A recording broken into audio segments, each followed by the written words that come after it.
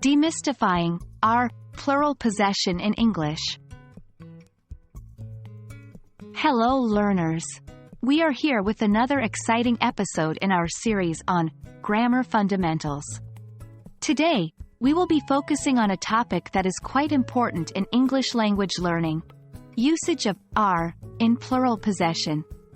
By the end of this video, you will have a clear understanding of how to use are to indicate plural possession in English.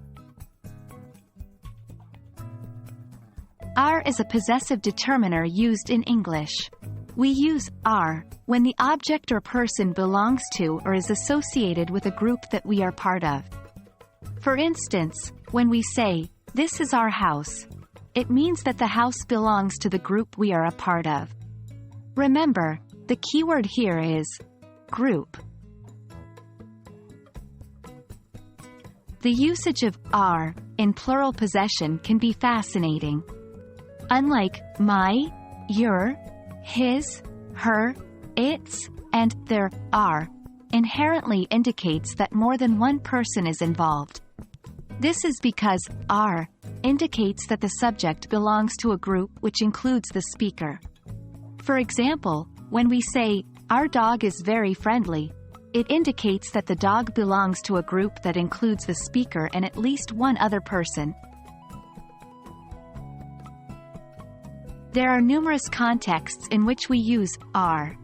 From families and relationships, such as our mother or our cousin, to shared spaces and resources like our city or our planet. Remember that it's all about shared ownership or association.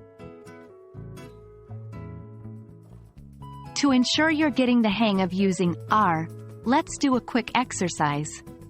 Try converting these sentences from singular to plural. Remember to change the possessive determiner. 1. Her book is on the table.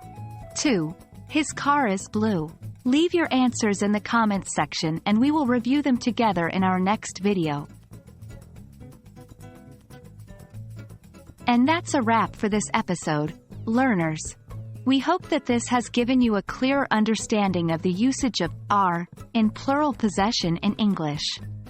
Practice makes perfect, so keep practicing these concepts until they become second nature to you. We're excited to see your progress. Keep learning, and see you in our next video.